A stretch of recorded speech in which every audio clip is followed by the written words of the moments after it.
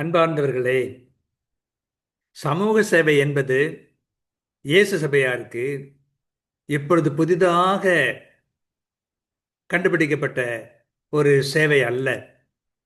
காலந்தோறும் இத்தகைய சமூக சேவையிலே இயேசு சபையார் ஈடுபட்டிருந்திருக்கிறார்கள். அப்படி ஈடுபட்டு அவர்கள் பல்வேறு நாடுகளிலே பல்வேறு வகையிலே இந்த சமூக சேவையை செய்திருக்கிறார்கள். ஒடுக்கப்பட்ட மக்களிடையே, விளிம்பு நிலையில் இருக்கிற மக்களிடையே இயேசு சபையார் பணியாற்றினார்கள். இரண்டொருவரை எடுத்துக்காட்டாக இங்கே குறிப்பிடுகிறோம். தந்தை கைரோனி என்பவர் கேரளத்தில் பயனங்காடி என்ற இடத்திலே இருந்த ஏழை மக்களாகிய புலையர்களுக்கு தமது வாழ்க்கையை அர்ப்பணம் செய்தார். அவருடைய முன்னேற்றத்திற்காக என்னவெல்லாம் செய்ய முடியுமோ செய்து அதிலே தம்மை கரைத்து கொண்டார்.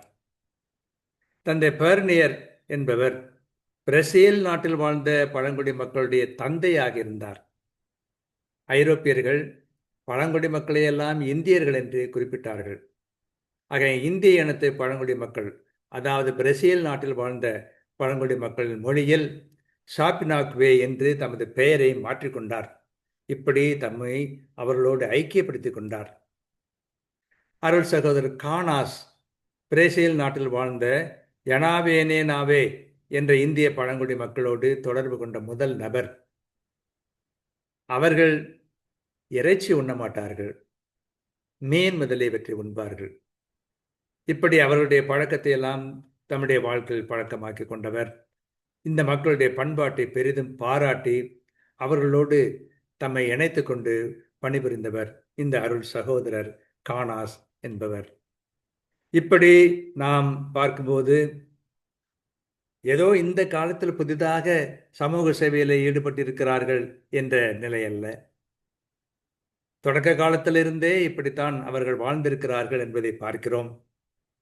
அதுதான் நல்லது, மக்களுக்காக, இறைவன் பெயராலே. ஆகவே இந்த விளிம்பு நிலையில் இருக்கிற மக்களுக்கு தொண்டு செய்வது பெரிதும் பாராட்டத்தக்கது. அதை விரும்புவோம், அதை வரவேற்போம். அதற்காக நாம் முன்னின்று உதவிகள் புரிவோம். வாழ்க.